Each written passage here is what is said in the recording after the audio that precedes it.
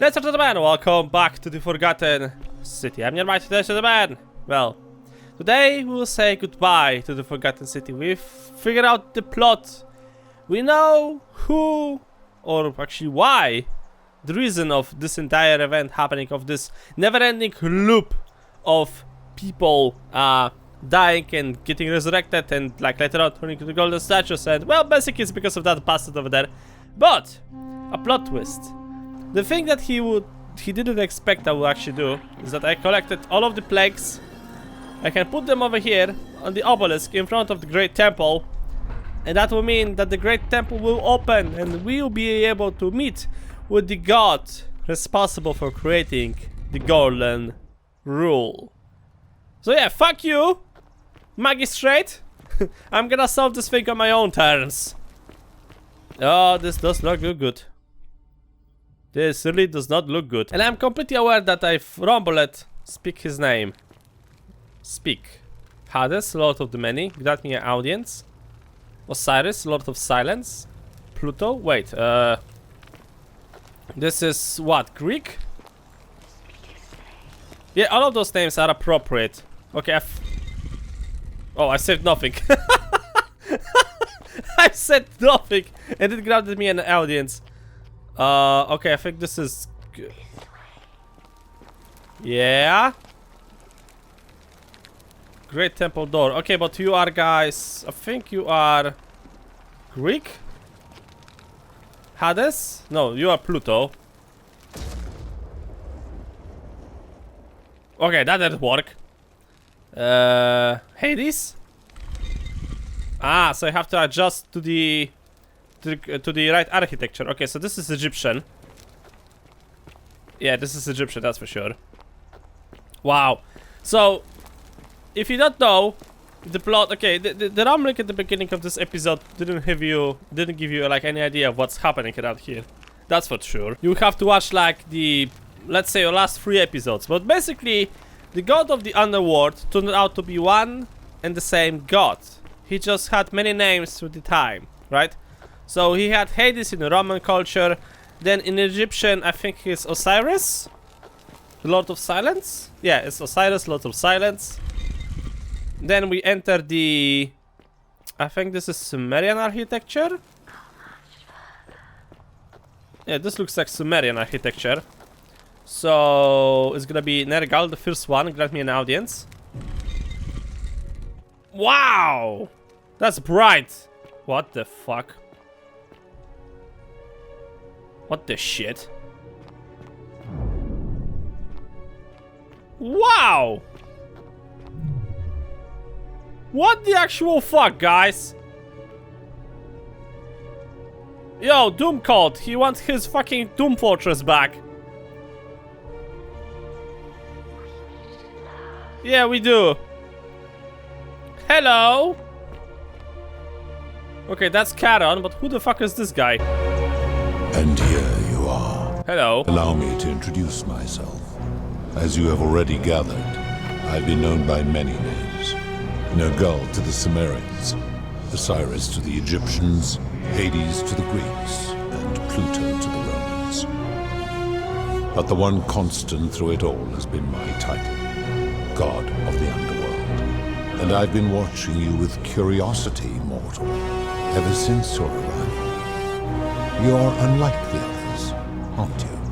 And what is more, you carry a weapon that was never intended for mortals to wield, and you do it so brazenly. But there will be time for your reckoning later. First, as a reward for undoing the desecration of my obelisk, I will allow you to satisfy your curiosity. Ask what you will. Yeah, finally, somebody who can answer some of my questions. So, as I said, during the previous episodes, we have figured out that the city that we are in is actually the afterlife, and the afterlife that have been built upon the afterlives of the previous civilization. So that means at the very bottom we have the Sumerians, above it we have the Egyptian, and above the Egyptian one have been built the Greek, which was slowly turned into the Roman afterlife. And it turned out that the guy that hired us at the very beginning of the game turned out to be Charon himself, the ferryman of the dead, and the Magister turned out to be nothing more than just a piece of shit, because in the end he didn't want the golden rule to be completely broken. He wanted it to be broken from time to time because, well, that allowed him to create more golden statues, and thus granting him immortality in a way. He had to relive, I think, the same day over and over and over again, and for him that was apparently immortality. Okay, whatever. What's your story? My story is many thousands of years long. You will need to be more specific. What do you wish to know? I like his clothing though. You are a god. Why do you look and sound like a man? Who's that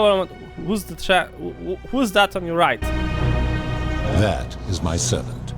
You would have met by the river, though she wears many faces and goes by many names. Kumutabal to the Sumerians, Kirti to the Egyptians, Charon to the Greeks, and Charon to the Romans. Her role is to ferry souls between the mortal world and this one, and to make their transition as seamless as possible. For that, she earned herself the infamous, if erroneous, moniker, the Ferryman. You will talk more later. For now, ask your questions. Okay. This is my beloved. What? Like me, she has been known by many names. Ereshkigal to the Sumerians, Isis to the Egyptians, Persephone to the Greeks, and Proserpina to the Romans. Or perhaps you might know her as the goddess of springtime, the cycle of life and renewal.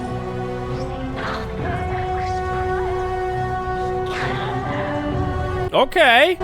Your gaze lingers too long. Sorry, I didn't want to. Okay.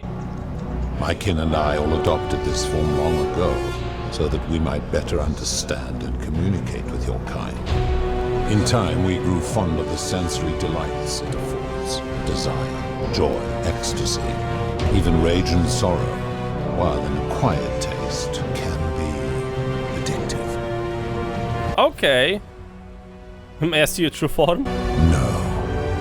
Long ago, I swore to Proserpina that I would remain in this form for as long as we remained among your kind. I must honor that. Clever developers. It is a matter of perspective. God is a label I was given by you mortals, not one I gave myself. Your ancestors revered me because to them, my knowledge and technology made me incomprehensibly powerful, just as you might seem so to an insect. But despite all that, there are rules even I must obey. Okay. As you wish. What is this place? It has come to be known simply as the underworld, and it exists because of a wager I made long ago. Okay. That is a long story, one that began over 3,000 years ago and continues to this day. You see, long ago my kin and I set out from our home on Elysium to search for other forms of life among the stars. We discovered your planet and witnessed your kind evolving from primates into something lawless and barbaric. You all but destroyed yourselves, your 2 short lives being extinguished by violence and ignorance and disease. Yet Proserpina saw raw potential in you, and persuaded the rest of us it would be squandered without our intervention and stewardship. So we revealed ourselves to your people in a place called Sumer. We offered guidance in agriculture, toolcraft, and law, and you called us gods. For a time you flourished, but soon you were too many for us to oversee. And as you spread from that cradle of civilization, we saw something disturbing. We had sown the seeds of dependency and confusion, and soon you returned to your old ways of violence and ignorance, this time in our name. My kin had seen enough, and gave up on your kind, condemning you as barbaric and chaotic, scarcely more than animals. We began preparations to return to Elysium, our home world, a utopia unspoilt by conflict and unimaginable in its beauty. But my Proserpina could not bear to abandon your kind without guidance, and knowing it would force the rest of us to leave her behind, she made an extraordinary sacrifice. She gave up her immortality to descend permanently to the ranks of humankind. And so she began her inescapable trajectory toward death. Horrified, I acted swiftly. I placed her in suspended animation in a deep frozen sleep to prevent age and sickness from claiming her. And then I pleaded with Proserpina's father, who the Romans called Jupiter, to bring her with us to Elysium. It was and is my hope that once there, we might one day learn to undo what she has done to herself. But he refused. I did everything I could to persuade him, but he would not relent. He would rigidly uphold his final pronouncement. Humans were unworthy of ascension to Elysium, and no exceptions would be made. But seeing that I was aggrieved, he proposed a wager, the terms of which were as follows. If even one human city could prove itself capable of living without sin for a single year, then Proserpina and all of humanity would be permitted to join us in Elysium. My part would be to remain behind, the last of my kind, to watch over you without interfering, and to sit in silent judgment. And so my reward has been to languish here, enduring a 3,000-year winter, waiting for the day your kind proves itself worthy of her faith in you, so that I might take her with me to Elysium and unthaw my goddess of springtime. And here I am, after all this time, still waiting. Ouch! Okay. There were also gods who, like me, have been known by many names, but perhaps you knew them by their Roman names. Our leader, Jupiter, as well as Neptune, Saturn, Juno, Minerva, Mars, Venus, Apollo, Diana, Vulcan, Vesta, Ceres, and of course, my beloved Proserpina. Okay. So I'm guessing those were not your real names. You're just giving those names to me so I'll have a picture of what exactly are you or who are you. As the first wave of your kind arrived from Sumer, I had them build a city in their own fashion so that they might be comfortable and recreate their lives here. I had them build the entrance as a vertical shaft leading to baths to cleanse them of the sins of their former lives and to prevent escape. I watched wave after wave of Sumerians arrive, and as their civilization declined over the centuries, they were replaced by Egyptians. Of course, believing themselves to be the superior civilization, the Egyptians promptly built over what had been built before, and made all the same mistakes. After another 1,000 years, the Greeks began to arrive, and then the Romans, and they all did the same thing. They built upon the underworlds of their predecessors, renamed their gods, and ensured their foundations were forgotten. Yeah, humanity, one-on-one. To ensure the wager was fair, it was important that my subjects were chosen at random. To this end, I had my servant distribute 1,000 tokens fashioned from silver, a rare element at the time, across all of Sumer. Whoever died while in possession of one of them would be located by my servant and ferried to this place, with no memory of how they arrived. As the tokens were discovered, they were traded, smelted, and fashioned into trinkets, and eventually coins, spreading to Egypt like seeds on the wind. Later, when they spread to Greece, they would come to be known as Charon's obol, or as coins for the ferryman. Some placed coins in the mouths of their dead, hoping they would awaken here, though they had no way of knowing which coins were fashioned from the original tokens. In fact, almost all of the tokens are accounted for. Only 2 remain. And so after this wave destroys itself, as it is destined to do, your kind will have squandered the last of its potential to ascend beyond this rock, and Proserpina's along with it. Ouch. It is a regrettable story.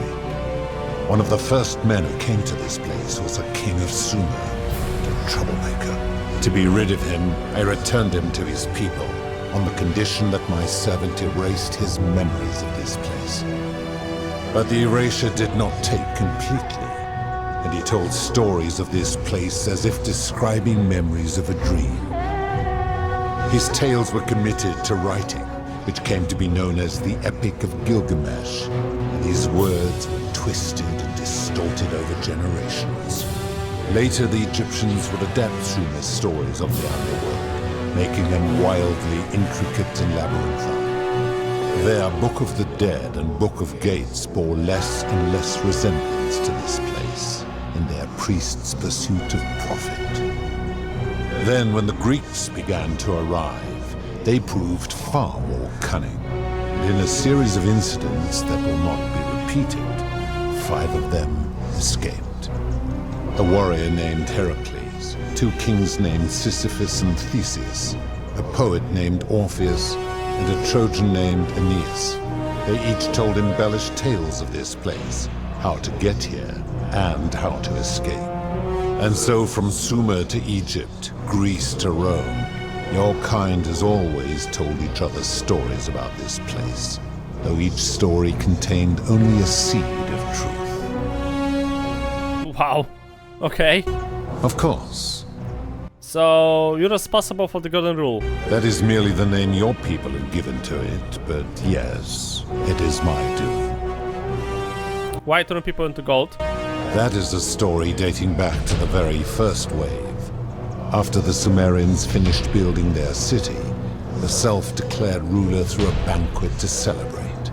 Now this man was unmarried, and many women were vying to become his wife, a prestigious position of power and influence in a new world. Of all the women, 2 were particularly ambitious. Both were beautiful, and both arrived at the banquet wearing eye-catching dresses and painted faces, their hair woven in elaborate fashion. The first woman, recognizing that she would require an advantage to win the ruler's affection, draped herself in jewelry, ornate necklaces, bracelets, and rings fashioned from gold. Seeing this ostentatious display, the second woman grew envious, for she had no such jewelry at her disposal. She prayed aloud to any gods that would listen to cover her in gold, and when her prayer went unanswered, she took matters into her own hands. While the others indulged at the banquet, the second woman summoned the first for a discussion in a quiet place. She checked that nobody was watching, and pushed her rival from the top of the ziggurat where she broke her neck on the rocks below. But I was watching, and I decided to answer her prayer. I took the golden bow left behind by Diana, and I shot that woman in the heart, covering her from head to toe in a layer of molten gold. And I left her to stand there, that she might serve as a grim reminder of what befalls those who sin in my domain. But that was not enough, for the entire city was tainted by her sin, and the wager could no longer be won. So I had no choice but to wipe the slate clean. I gilded them all, to make way for a new wave, and began the wager again. And to this day, each of them, and all who came after, line the halls of this city, inanimate but conscious, suspended in time with only their sight and hearing preserved, so they may bear witness to and lament the folly of your kind for eternity, as silent golden sentinels. Aha!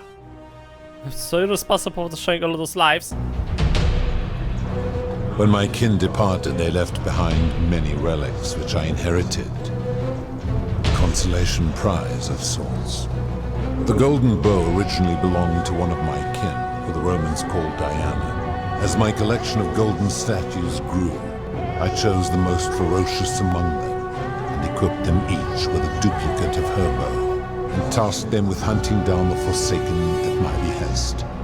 They became known simply as Furies. Aha! I've always considered that the cornerstone of morality is the ability to determine right from wrong on one's own. No attempt to lay out rules like your Code of Hammurabi or your 12 Tables of the Roman Republic can ever cover all possible scenarios. This should come as no surprise to you, since the core principle has been expressed in many forms by many of your civilizations. The Egyptians made a rudimentary attempt with do to the doer to make him do. The Greeks refined it with avoid doing what you would blame others for doing. The Roman Stoics added, treat your inferior as you would wish your superior to treat you. Even the so-called cultists hiding among you often say, do unto others as you would have them do unto you. It is the simplest of concepts, and each one of you is born with the faculties required to apply it to any situation. Yet none of the peoples who expressed this rule were able to uphold it. Curious, is it not? Yeah, well, maybe you suck at it. That principle is not easy to apply as it sounds. It doesn't seem like you're being upholding it either. Enough. You clearly know nothing. Oh, do I? So how do you know when people sin? Do you plan to speak in sweeping generalizations? Or are you going to give me an example? Suicide? Wait, what did they say? Very well. Hold on a second, what did I say? I've seen some terrible things here that you didn't consider a sin. How could you let them happen? Do you plan to speak in Debt bandage, price gouging for life-saving medicine, suicide, experiments on the golden statues, abduction. The merchant. How is that inconsistent with the rule I've outlined? He would want someone else to be damned, an outrageous price for the medicine he needed if he was dying. I disagree. Having watched this merchant, that is precisely what he would expect from others, and he would be quite capable of paying the price anyway. You can't know what he would expect, you're just speculating. Applying this rule always requires speculation to some degree. It requires us to ask what another person would want if they found themselves in another situation. Doesn't that make the inherited subjective and unreliable? Not if we're wise enough to know the mind of man. And you think you know the minds of other people? Supposing you're right, then my law has been broken, and I should turn you all to gold immediately. Is that what you want? No, of course not. Now tell me, what other sins do you believe I have overlooked? Abduction? Experiments on golden statues. The midwife in the palace, yes. How is that inconsistent with the rule? She wouldn't want to be experimented upon if she was glided. The rule is do unto others, meaning other people. Those statues are something else now. Bloodless shadows, mere shapes of their former selves. They are forsaken. What happens to them is no concern of mine. Okay, this seems like an extremely literal interpretation of the rule. Applying this rule always requires us to interpret the meaning of the words. A literal interpretation helps to minimize the ambiguities of your primitive language. Primitive? Primitive, say the guy sitting on the toilet. If our language is full of modality, doesn't that make the rule inherited subjective and unreliable? Supposing you're right, then my law has been broken, and I should turn you all to gold immediately. Is that what you want? No, just proving my point. Now tell me, what... It's no wonder people say the gods are cruel. This just shows how unreliable and subjective your moral code is. You're no better than judging right from wrong on any human. Do you honestly think you could do better? Yes, no, but that's my point. Nobody grasps what right and wrong is perfect. They can be trusted with all this power. You've become a tyrant. I should strike you down for that. Yet. And if you did, you've proven my point. Now, did you have any other questions before your reckoning? How do you know people sin? I'm able to commune with all of the statues in the city. Their ears are my ears, and their eyes are my eyes. Aha! If she was still conscious, I suppose she could, but she's not. Why do you ask?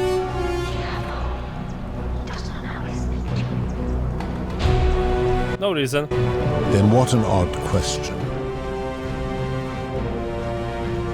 Very well. That's all the questions I had. Good.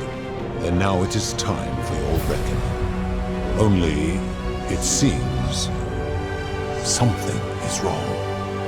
It has long been within my power to see into the hearts of mortals and weigh their deeds in life. But when I peer into you, I see only a blank slate, as if you did not exist until you appeared in this city. How is this possible? Charon, where did you find this one? I do not remember ferrying you. How did you come here? I'm from the future. Maybe you're getting forgetful, you old age. If that is true, then I sense the intervention of someone powerful. How did you come to be in this time, mortal? Who brought you here? You cannot know. I was hoping you could tell me. I do not know. My kin departed long ago, and Proserpine has slumbered for 3,000 years. Shouldn't you know this, as the god of the underworld?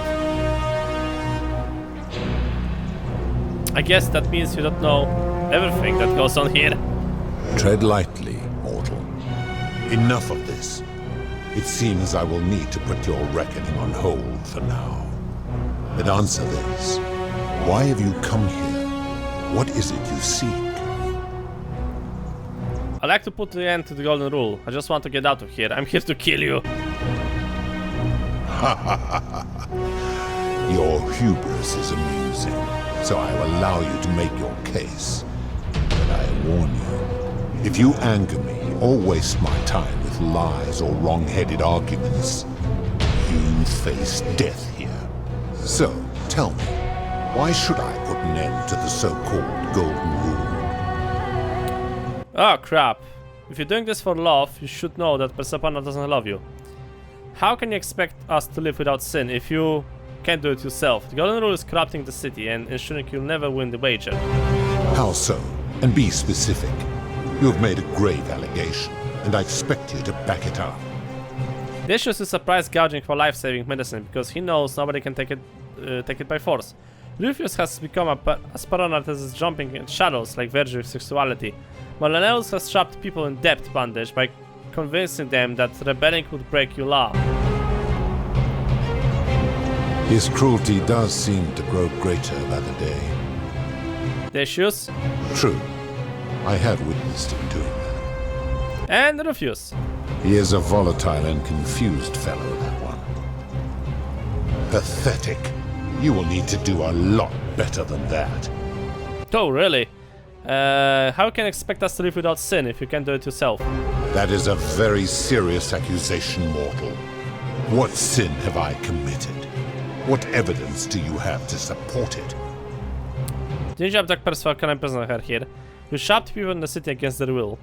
You've given terrible punishment to hundreds of people, some of minor sins and some who committed no sins at all. I am well aware of the story told by the Greeks and Romans of my so-called abduction. It is entirely unfair. My love was dying, and I intervened the only way I could to save her life. What would you have done? But didn't she choose to die? It was an act of rebellion against the others. She knew I would have to act to save her, and I did because I loved her. I love her still. Accordingly, I reject your argument. Okay. These people were all dead when my servant found them. I gave them a second chance at life. Would you prefer to have simply ceased to exist? Fair point. Maybe. Then you still have the option to end your life should you wish, and you are no worse off than if I had not intervened. Accordingly, I reject your argument. You reject my argument. Every one of those people was guilty of failing to ensure their peers lived virtuously. They failed collectively, and so they were punished collectively. The Romans understand this, as did the Greeks before them. Where I'm from, collective punishment is considered one of the most egregious crimes there is. If our position was reserved, you wouldn't want me to punish you for the sins of other people. Ah, but I am a god, and you are a mortal. Why would you expect me to treat you as I treat my own kind? You are not a peer. You are not a respected equal. Let me ask you this. Do you treat insects as you wish to be treated? Do you care for their well-being as you would your fellow man? Do you ensure they have food and shelter and protection from predators? Do you give them rights? No. Of course not, because that would be absurd, just as it would be absurd for me to treat your kind as equals. Fair point.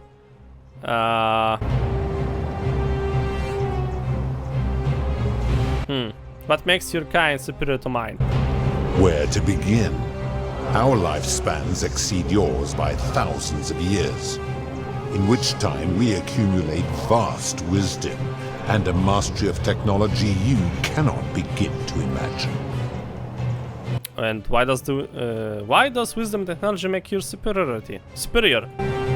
Because that is the source of our power over you. So you think you're not obliged to treat us fairly because you're more powerful than us? You could say that. I can't think of a good counter-argument. What does the Roman static say? Treat your inferiors as you would wish your superiors to treat you. My kin have no superiors.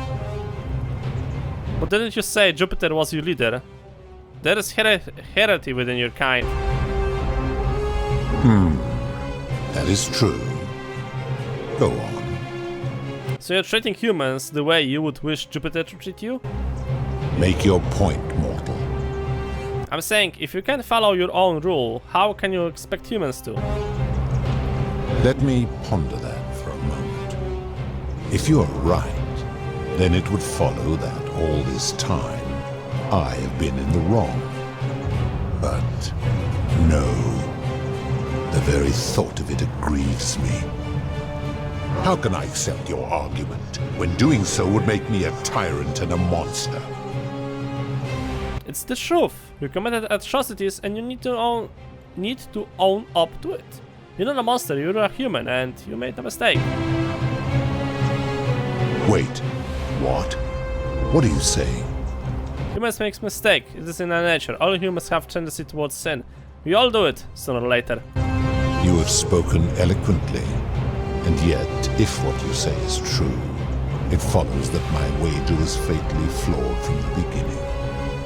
But that would mean Jupiter, Proserpina's father, who knew more about you than anyone, proposed a wager I could never win. Why would he do that? Perhaps he made a mistake too. Perhaps he wanted you to abandon the wager so Persona will be free from you. Perhaps he felt threatened by you and he didn't want a potential challenger in Elysium. A mistake? But he is the best and greatest of us.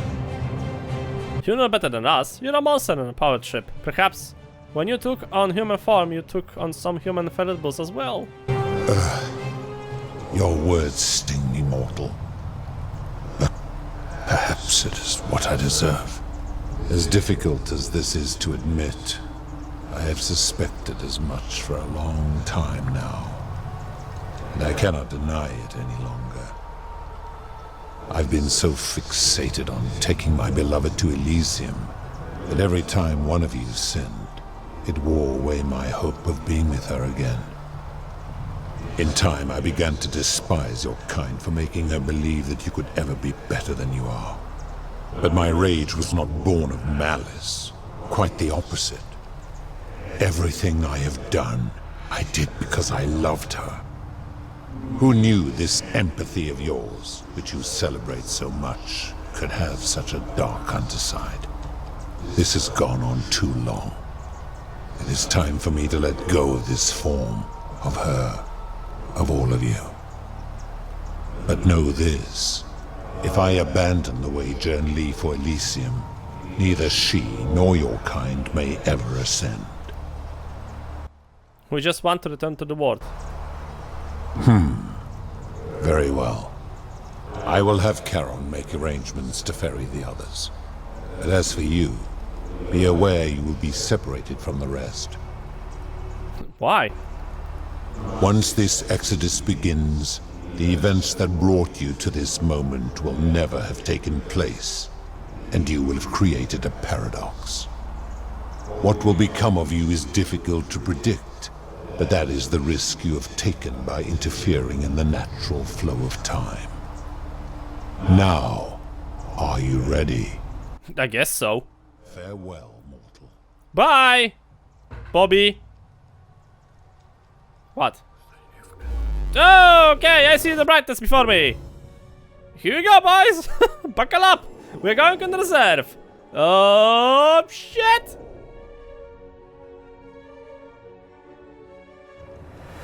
Create a time paradox. I did it. What the fuck? Whoa. There used to be a temple over here and now it's gone. Hello, Al. Oh. Hi there. Gave me a bit of a fright. Thought I was in here alone. I'm Al. Well, here I am. I'm sorry, I didn't catch your name. Oh, did that lady in the forest send you in here after me? I guess I lost track of time, learning about the history of this place, and it is extraordinary. I'm fairly certain you and I are the first people to set foot in this city for about 2,000 years. Fortunately for us, the last person in here was a Roman man named Galerius, who inscribed an account into a tablet. Apparently, there was a community of 20-something people trapped in here, and living in fear of a curse they called the Golden Rule. They believed that if even one person sinned, an unknown god would cast them all into gold, like the 1,000 people who'd lived here before them. Then, one day, just as Galerius had finished praying for a good harvest at the shrine of Proserpina, an oracle appeared and told him how to solve the ills of the city, like saving the life of a dying woman, preventing the suicide of a man in debt bondage, freeing a falsely accused prisoner, foiling an assassination attempt, and so on. Meanwhile, the oracle walked up to the temple of the mysterious god, this one right here, and demanded an audience, and the doors just opened up to him. Nobody knows what went on in there, but Galerius wrote the oracle must have been more persuasive than Odysseus, because the next thing he knew, the ground shook and the voice of that god rang out over the city. The many have suffered long enough. Unfortunately, Galerius' account just sort of stops after that, leaving a lot of questions unanswered. What became of him and the other people who lived here? What happened to all the golden statues? And did this mysterious oracle single-handedly undo the curse that had terrorized people for hundreds of years? Actually, that was me. Those summons are crazy. I don't know, it reads like an earnest account to me. Anyway, I think I found a way out through the aqueduct that brought water into the city. Follow me. Right behind you, man. Well, talk to Al. I think spoke with him. So I went into the great temple, I spoke with the goat almighty, who turns out to be a fucking alien. And now we are back. With no fucking reward. Could I at least keep the golden coins I've gathered? I had like 20,000 of those in my pockets. You know, I could at least buy myself a car. Or I don't know, a KFC. Something. No? No coins for me? Oh, great. Return to the river.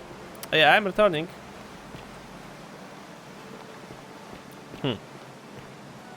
Well, I'm guessing this is like... Okay, so sealing of the passage. Yes, yes, I know. You go on. Sealing of the passage, and I have to speak with Charon over here. I wonder will she, it, he know what I did and what have become of the temple and the god. Hello. You're back. But... I found him. He'll be here in a moment. oh, what a relief. Thank you so much. I was beginning to think you'd both become trapped in there. Why don't you tell me what you discovered while we wait? I discovered you're not who you said you were. I remember meeting you 2,000 years ago. Ah, I see. I thought you might. Well, now you know. I suppose you have questions. Nah. You can just call me Charon, if you like. I am sorry I was not completely honest with you when we first met. I do not enjoy deceiving people. Believe me, I do not. But I have learned, from 5,000 years of experience, that most people find comfort in familiarity, in gradual change, and coming to see the truth in their own time. That you died, of course. You were dead when I brought you here. My role, as the servant of the god of the underworld, has always been to assist the chosen to cross the threshold from the land of the living to the land of the dead. How did I die? Usually, when people do not remember, most souls. I already spoken to you about this thing. I suppose not. It means I am now bereft of purpose. There is nobody else to ferry here. Nobody to keep you company. After 5,000 years, the underworld has finally run its course. Okay. Can you return us to the land of the living? I see no point in keeping you here. But I have to ask one thing. That you keep this to yourself. Look! Here comes Al now. Al! It's so good to see you. You were gone so long I thought I'd never see you again. Kinda lost track of time in there. You wouldn't believe what we found. The ruins of a long-forgotten city. And there was a tablet describing an oracle who confronted a god and undid an ancient curse. Sounds like quite a story. And I look forward to hearing all about it. But you two look exhausted. Why don't you hop in my boat and rest while I ferry you back to civilization? Sounds good to me. And you? Are you ready to go home? Yeah, I guess so. Alright, Charon, ferry us home. Yay! I wonder what happened with the rest of the 1 year later.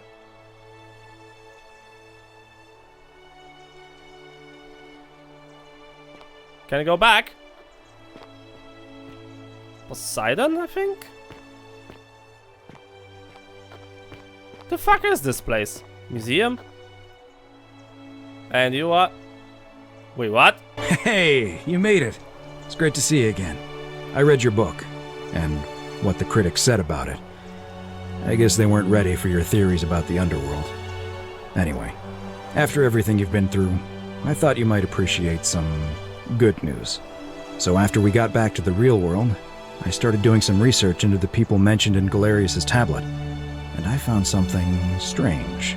I'm sorry I've been so cryptic. I've been dying to tell you, I just really wanted you to see this for yourself. Why don't you head on down there? I'll catch up with you at the other end. Yeah, so don't tell anybody about the underworld. Yeah, make a fucking book about it. Yeah, sure. Wait, what the fuck? Why this guy looks like Galerius? What the hell?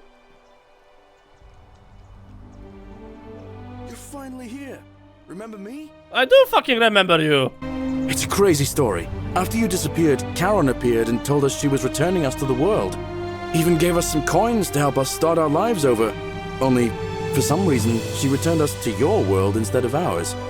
Anyway, I know we only ever had that one conversation, and I wasn't even sure if you'd remember me, but I wanted to say thanks for freeing us from the underworld and giving us a second chance at life. No problem. What you doing with yourself? Oh, I used Charon's gift to buy a farm in Umbria. Got a villa on it too, with enough room for Dooley, of course. It's hard work, but I sleep soundly every night. I'm finally my own man, and I wouldn't change it for the world. Where's the Tikva now? I know! I can't believe my luck either. But we're engaged and living together. We're planning to get married next spring. If you're gonna be around, we'd love to see you there. Sure! Count me in. Of course, there's a whole museum full of people waiting for a chance to thank you, so you better keep moving. We'll speak again soon, my friend. Oh my god! Dooley is here as well! Etika. You're here. It's lovely to finally meet you. Galerius told me all about you. Good to see you. So, You're the hero who somehow vanquished the last of the Roman gods. As I'm a priestess, you realize you've put me out of work. I'm just teasing. Actually, and it still feels a little sacrilegious to say this, I'm finding life after religion quite enjoyable. So what are you doing with yourself? Galerius and I are engaged and expecting. We've just bought a lovely villa in the countryside with room for a large family, and Dooley too, of course. It feels like the world has just opened up for us. There's so much to learn, and so many more possibilities for our children than we ever imagined. We're just so thankful for what you did for us. For all of us. How's Livia? Oh, it's sweet of you to ask. She recovered nicely. In fact, she's here somewhere, if you'd like to ask her yourself. I'll do that. See you at the wedding, I hope. Yeah, sure. Hi, Dooley. Hello, I'm Dooley. I know. Galerius said you're very nice and a big helper. Thank you for getting us out of the bad place. I didn't like it. Okay. I live at Galerius and Equitia's house. They look after me now and help me remember when I forget things, like brushing my teeth. Treasure? Oh, I forgot about that. I like my box now. Galerius got me a box that tells stories. It's my favourite thing. Okay. Aren't they great? Yeah, they're fun. Okay. Bye-bye. Bye. Okay, Dooley. It's you. Yeah, it's me. Hello. Julia, Lucretia. What the fuck? Hey. Really? He became the military guy. Why this even surprises me? Hello. Remember me? You're the Oracle, right? Yep. Oh, of course, sorry. And I never got a chance to thank you for telling Galerius how to save my life. And of course, getting me and all of us out of a terrible situation. Oh, I barely recognize myself. I'm living in a house share in London with my wonderful girlfriend. And I'm studying English at university. Eventually, I want to travel the world and write about it. Turns out, it's about 30 times bigger than the Roman Empire ever was. Did you know there are entire continents Rome never knew existed? And you can travel almost anywhere in an aircraft, which is rather like flying on a Pegasus, but much more comfortable. Oh, sorry, you already know all that, of course. I'm just so excited. There's so much to see and learn and write about. Okay. I have noticed people from your time have no idea how fortunate they are. I hope to change that. One day. Okay, what happened to Malleus and Claudia? Last I heard, Malleolus kept insisting he was the last rightful ruler of the Roman Empire, and wound up being committed to a psychiatric hospital. As for Claudia, she was always so viciously unhappy. Someone said she'd blown all her money on wine, trying to drink herself back to the underworld. After the horrific way they treated Ulpius and me, I can't help feeling a sense of... what's that German word? Schadenfreude? Yeah, okay, I think you're allowed to feel that way. Thank you. You're very kind. Ugh, someone told me she was boasting about getting her claws into some rich prince, and how she was going to be living the high life from now on. Even in your time, life still isn't fair. Apparently, he'd proposed before they'd even met. And last I heard, she'd bought herself a first-class one-way ticket to join him in some exotic place called... what was it? Nigeria? Some people have all the luck. Don't worry, something tells me she's going to get what she deserves. As Oracle, I feel terrible disappointment in her future. Really? Yeah. I feel better already. Thank you. No problem, it's on the house, woman. You too! If you're ever in London, let me know. We can go to bars and drink wine and listen to the stories of the 9 million people who live there. I'll take you up on that. I hope so. Oh my god. You are here. It's nice to finally meet you. Lucy is fine. I'm making an effort to blend in, as you can see. We are all trying to keep a low profile. Oh. If the world knew we died 2,000 years ago and were suddenly brought back to life 12 months ago, they'd never leave us alone. Speaking of which, I wanted to say thank you in person. I'd say the gods smile on you, but I hear you drove the last of them off. So... Yeah. I'm studying to get into medical school. As much as I resented the responsibility of keeping everyone in the city alive, when it ended, I realized I missed it. So I guess I'll just keep saving the world, if begrudgingly, one patient at a time. Oh, that's so nice. You too. Don't be a stranger. Will do, considering how many times I die in video games. Hi!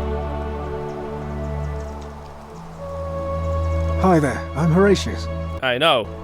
I understand we have you to thank for giving us a second chance at life. And reuniting Scintilla with us as well. So, thank you. Hey, not problem. I'm living up north and studying in the military academy in Modena. I'm going to be an officer one day. The world's changed a lot. But some things stay the same.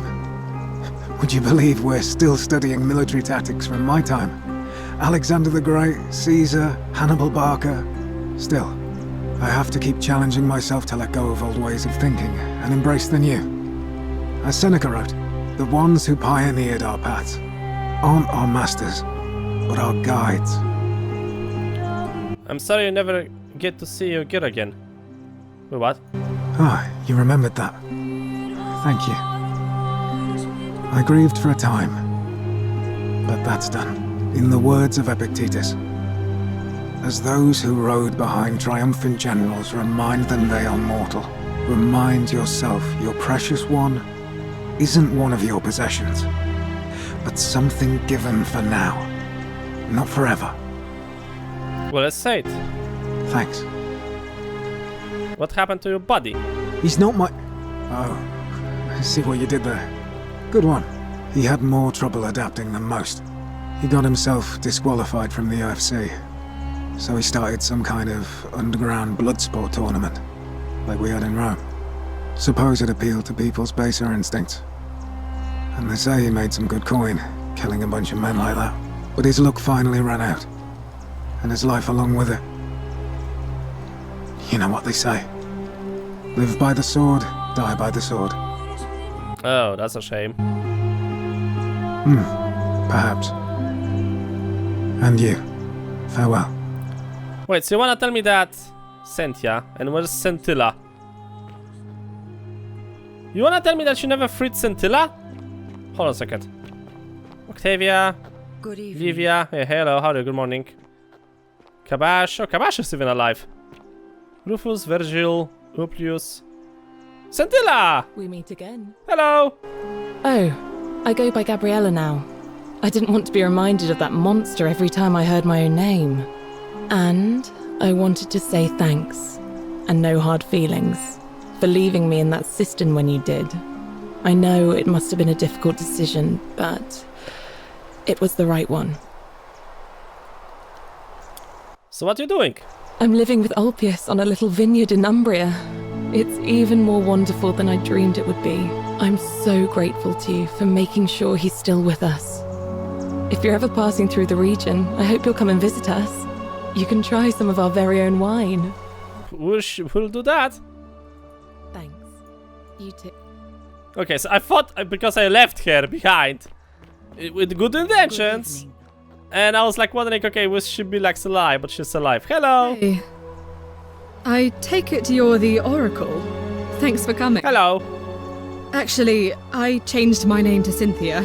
I didn't want to be associated with Sentius after what happened. I'm not sure if you heard, but after you drove Pluto off, Proserpina emerged from the Great Temple. She knew right away what none of us had figured out about that psychopath. He'd been keeping my little sister locked up in the upper cistern all that time. But he's been dealt with. He's... you know what? The important thing is, we'll never see him again. Good.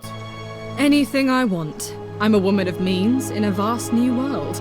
I can go wherever and do whatever I please. Of course, I mostly just stay in my villa and have my servant Alexa summon things for me, because it's just awful out there. Barbarians everywhere.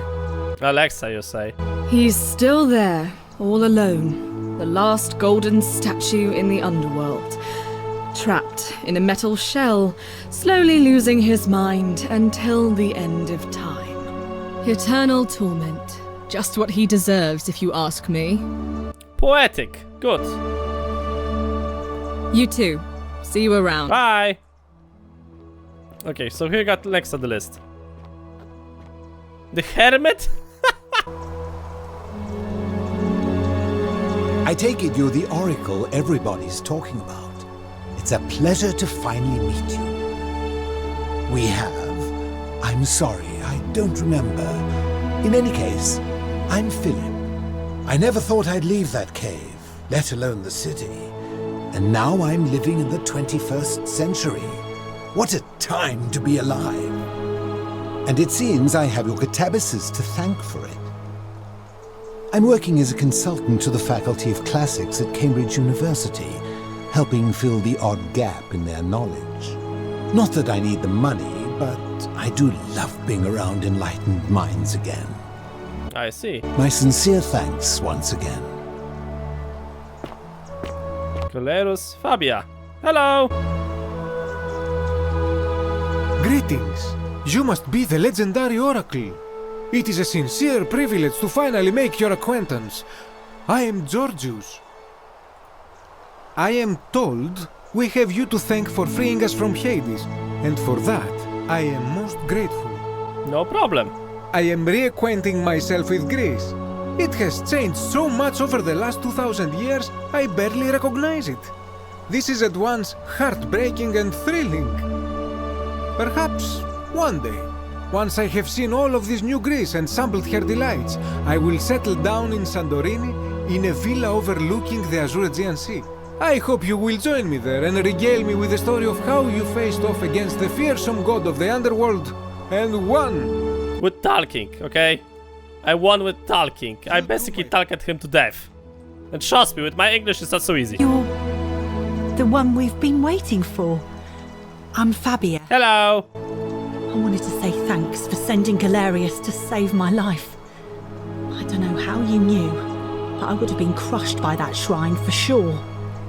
You're welcome. I'm just so happy to be here, with you and everyone, together again, even if it's just for one more night.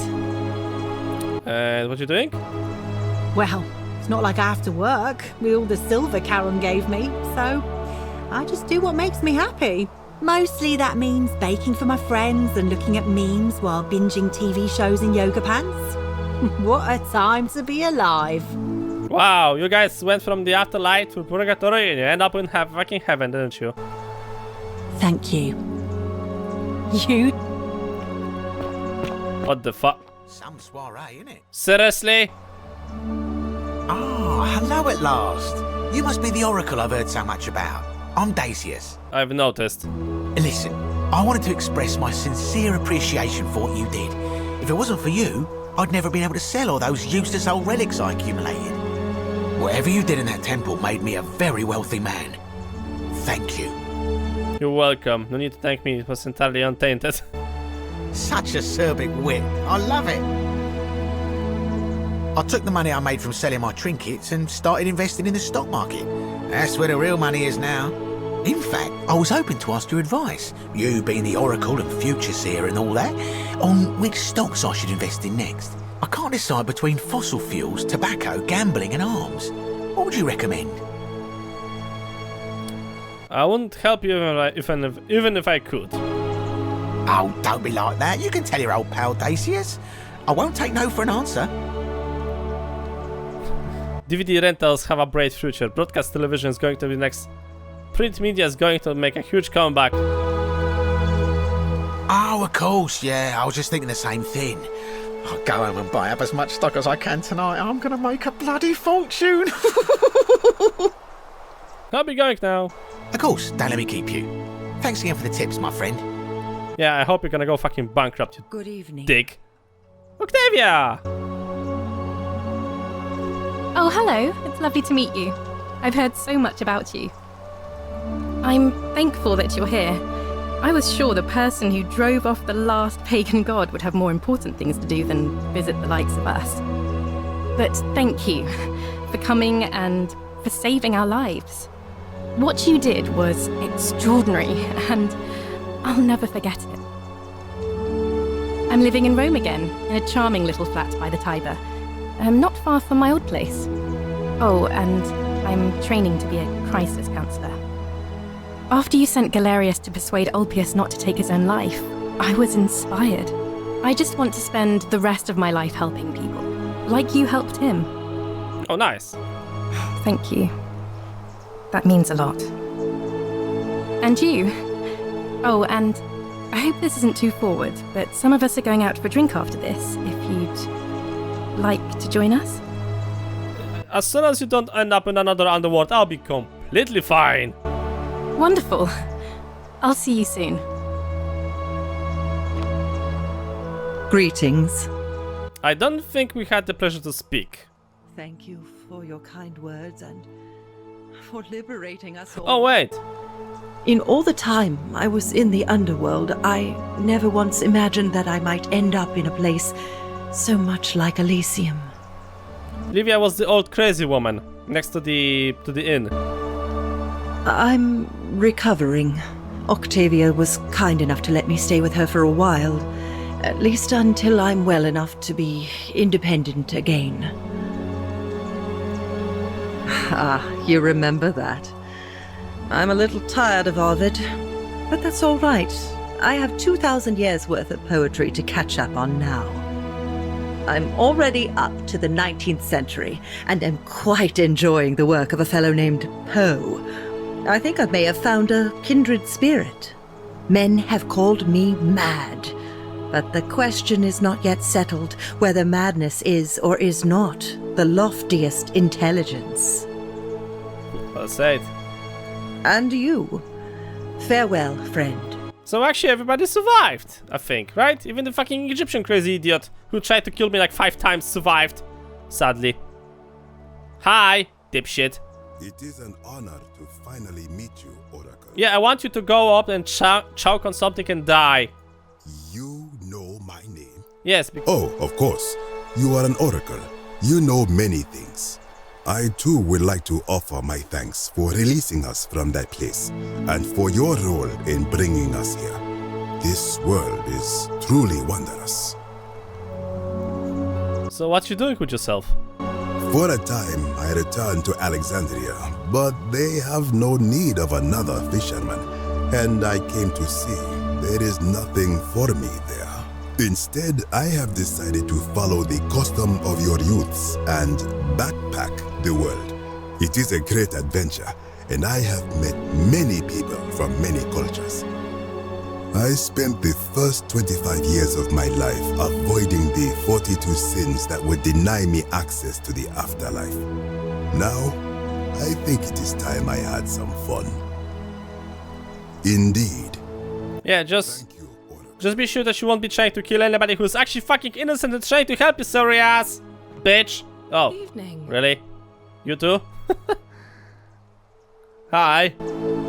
It's so nice to finally meet you. I wanted to thank you personally for getting us out of there, and for helping Rufus come to terms with himself. He may come off a little gruff, but once you get past that, he's a lovely fellow. I see. I'm studying to be an architect again, and living with Rufus in a beautiful flat in Rotterdam, just down the river from Nijmegen, where I grew up. Of course, it's improved immensely since I was there last. Gleaming futuristic buildings and clean streets full of educated, accepting people. You natives of the 21st century have no idea how fortunate you are. You too. If you're ever in the Netherlands, we'd love to show you around. It's the least we could do. Sure. Wait, so Rufus turned out to be gay? Oh no. Nice to meet you. Hello. You too? What did you say your name was? I go by Rufus now. New start, new name. Oh, and thanks, by the way. for what you did. Sorry, I'm no good with the mushy stuff. I live with Virgil in Rotterdam, not far from where he grew up. It's very modern. Destroyed in the war, and it rebuilt itself. Good place for a fresh start. Haven't decided what I'm going to do with my life yet. One adjustment at a time.